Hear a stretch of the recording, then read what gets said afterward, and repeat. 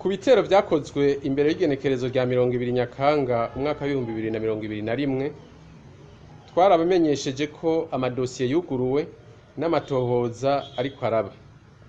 Abamaze gufatwa bakaba bazoshikirizwa vuba amasentare gutyo bacirwe imanza hisunzwe amategeko. Amatohoza amaze gukorwa arerekana ko ivyo bitero bikorwa n'akagwi k'iterabwoba karongowe n'aba bakurikira: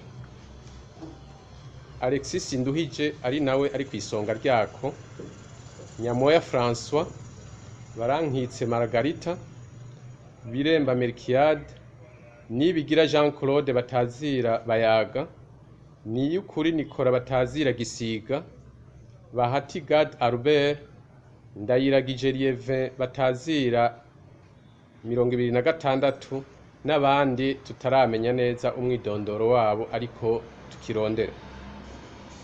Ku bitero vyakozwe ku mugoroba w'igenekerezo rya 20 Nyakanga haruguruwe dosiye Reme Pege 873 agakwego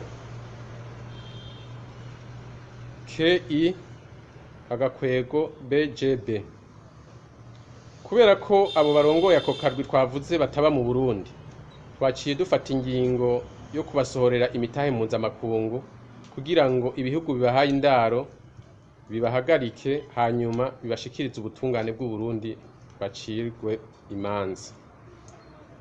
Dusavye ibihugu bibahaye indaro ko vyofashanya n'ubutungane bw'u Burundi kugira ngo bahagarikwe gutyo ntibagume basesa amaraso ya bene wabo.